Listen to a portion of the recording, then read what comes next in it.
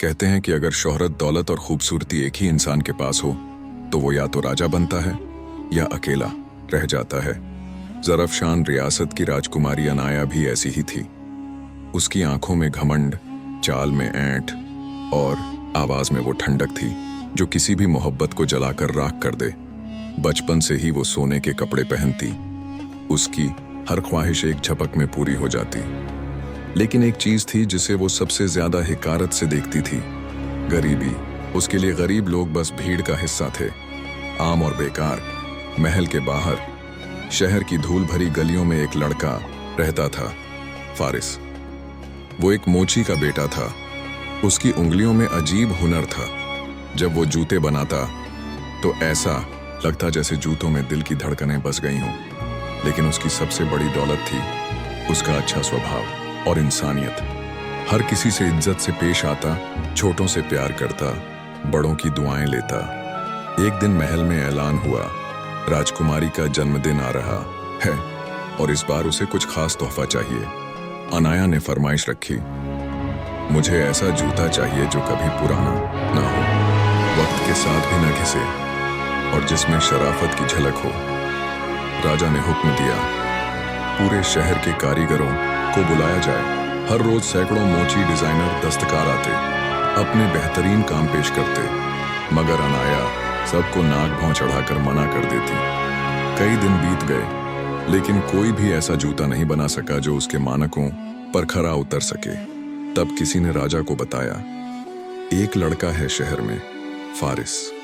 वो आम है पर उसके हाथों में हुनर है, शायद वही कुछ अलग बना पाए।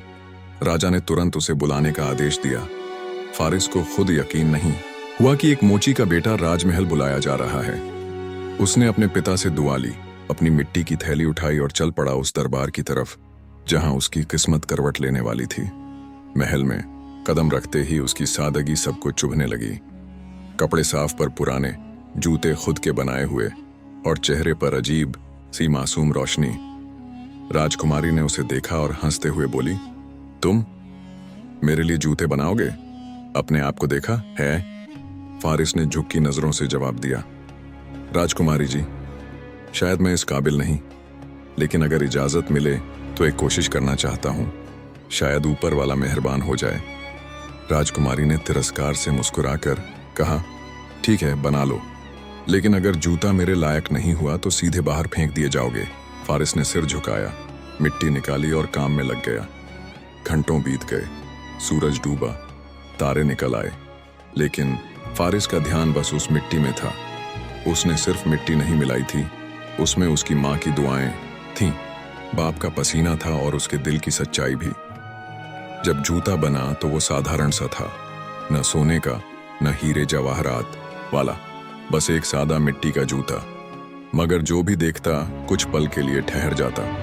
उस जूते से अजीब सी शांति महसूस होती हो, जैसे वो सीधे दिल को छू जाए। राजकुमारी ने जूता देखा, फिर फारिस को।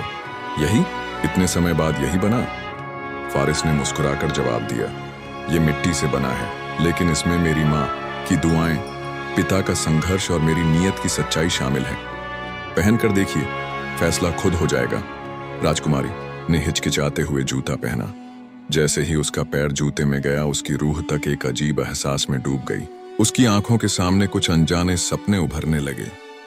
वो खुद को कच्ची गलियों में बच्चों के साथ हंसते खेलते देख रही थी, माँ की गोद में सिर रखे सुकून पा रही थी और फारिस की आंखों में सच्चाई की झलक देख रही थी। वो एक झटके से उठ बैठी, जूता उतारा और उसे घूरने लगी।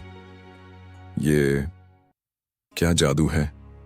फारिस ने नरमी से कहा, ये जादू नहीं है, ये मिट्टी है, वही मिट्टी जिससे हम सब बने हैं। और जब उसी मिट्टी में दिल डाल दिया जाए तो वो मिट्टी नहीं, सोना बन जाती है। राजकुमारी खामोश हो गई। पहली बार किसी गरीब, किसी सादे इंसान की बात उसके दिल में उतर गई थी। उसने महसूस किया कि उसके अंदर का घमंड धीरे धीरे पिघल रहा है। वो जंजीरें जो बरसों से उसके दिल को बांधे थीं, आज किसी मिट्टी के जूते ने तोड़ दी थीं। महल की रातें हमेशा रोशनी से जगमगाती थीं, लेकिन उस रात एक अजीब सी खामोशी थी। राजकुमारी अनाया अपने कमरे में बैठी थी। मगर उसकी आंखों में नींद नहीं थी। उसके सामने वही मिट्टी का जूता रखा था जो किसी पहेली की तरह उसे देख रहा था। आलीशान कालीन पर वो सादा जूता एक अलग ही चमक लिए था, जैसे कह रहा हो, दौलत की रोशनी थोड़े वक्त की होती है, असली उजाला दिल से आता है। अनाया ने कई बार खुद को समझाने की कोशिश की कि ये सब बस उसके दिमाग का वहम है, लेकिन दिल मानने को तैयार नहीं था। जैसे ही उसने आंखें बंद की, एक नया सपना उसकी आंखों के सामने तैरने लगा। उसने खुद को किसी उजाड़ बस्ती में पाया। उसके चारों तरफ नंगे पांव बच्चे भूखे बैठे थे। एक लड़की अपनी मां के लिए रोटी मांग रही थी, मगर उसके हाथ खाली थे। तभी उस सपने में वही मिट्टी का जूता चमकने लगा और एक आवाज आई, जब तक तू दूसरों का दर्द अपना नहीं मानेगी, तब तक तू खुद को नहीं समझ पाएगी। राजकुमारी की आंख खुली तो उसका दिल जोरों से धड़क रहा था। पहली बार उसे महल की दीवारों से बाहर झांकने की चाह हुई। अगले दिन उसने अपने पिता राजा से गुजारिश की कि वो राजसी कपड़े छोड़कर आम लोगों के बीच जाना चाहती है। राजा हैरान हुआ, लेकिन अनाया की जिद के आगे झुक गया। बस एक शर्त थी, उसके साथ कुछ सैनिक जरूर जाएं। अनाया ने सोने का लिबास उतार दिया और सादे कपड़े पहन लिए। पहली बार उसने महल के बड़े बड़े दरवाजों को पार किया, बिना शान और शौकत के। शहर की गलियों में वो किसी अनजान जैसी चल रही थी। बच्चे खेल रहे थे, औरतें पानी भरने जा रही थीं, और कुछ लोग फारीस की दुकान के बाहर बैठे मुस्कुरा रहे थे। राजकुमारी ने पहली बार सच्ची खुशी इंसानों के चेहरों पर देखी, सोने में नहीं। वो फारीस की दुकान तक पहुंची। वो मिट्टी गूंद रहा था। उसे पता भी नहीं चला कि राजकुमारी खड़ी है। जब अनाया ने नमस्ते कहा तो वो चौंका, लेकिन मुस्कुरा उठा। राजकुमारी, आप यहाँ? सिर्फ अनाया कहो फारीस, आज मैं कुछ सीखने आई हूँ। फारीस ने सिर झुका लिया।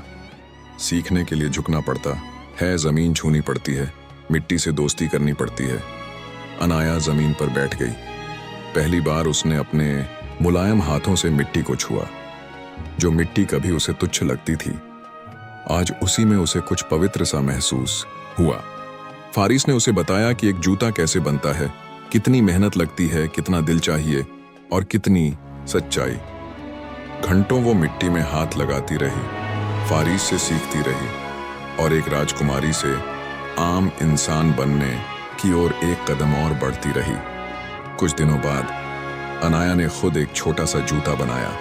उस पर लिखा, दिल का रास्ता मिट्टी से खुदा तक। जब फारीस ने वो जूता देखा, उसकी आंखें भीग गईं। आपने खुद को पा लिया है राजकुमारी, लेकिन कहानी यहीं खत्म नहीं हुई। कुछ लोग थे जिन्हें अनाया का ये बदला हुआ रूप अच्छा नहीं लगा।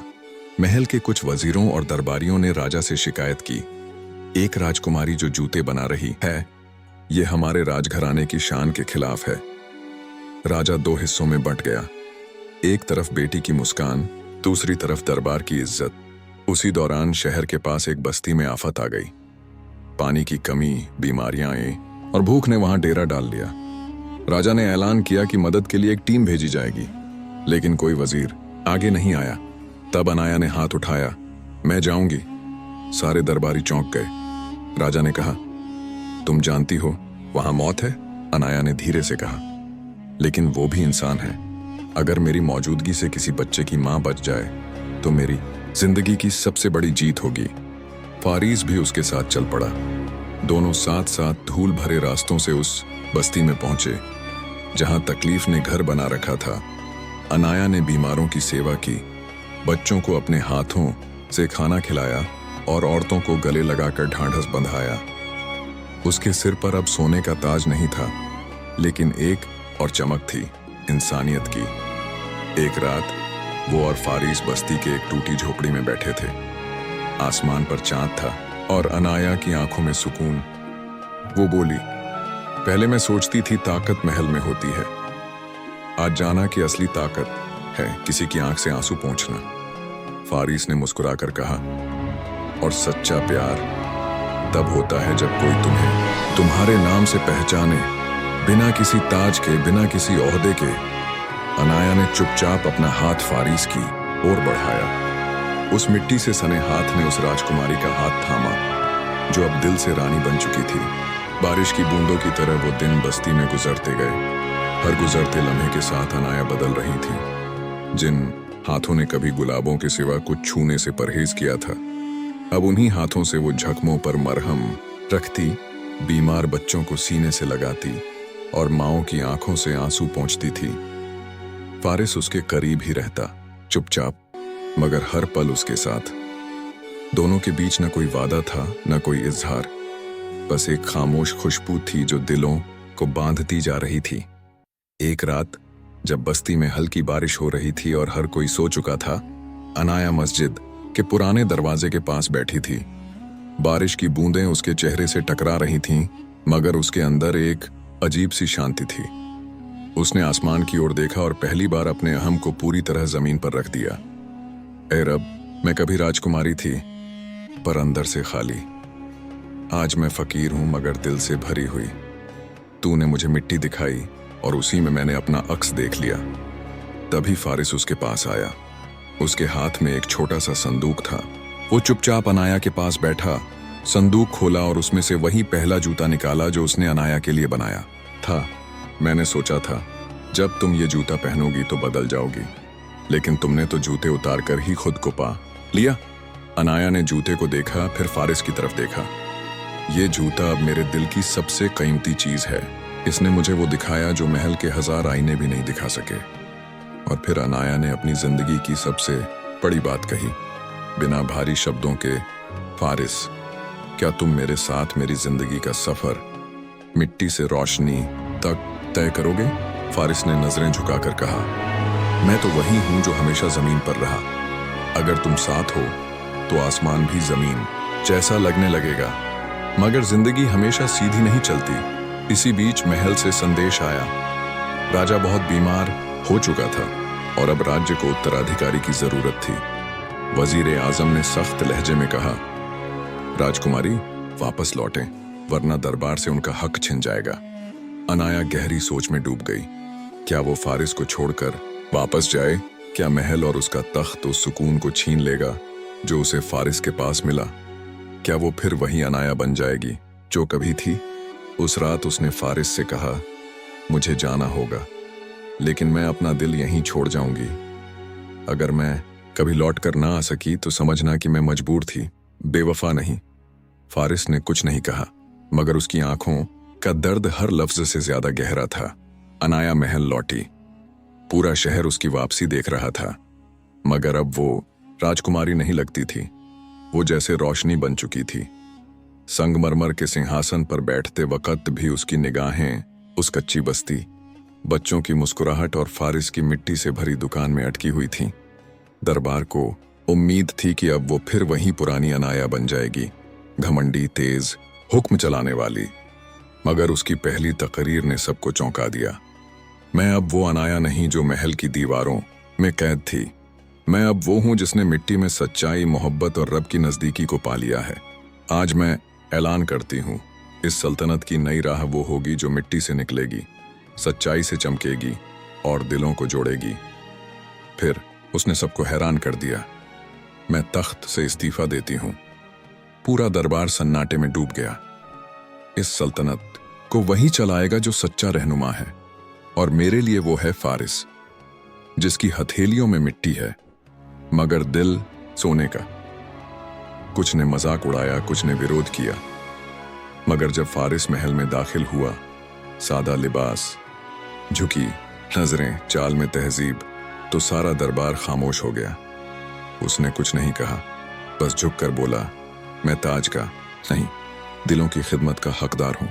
अगर आप सबका एतबार है तो मैं इसे अमानत समझकर निभाऊंगा।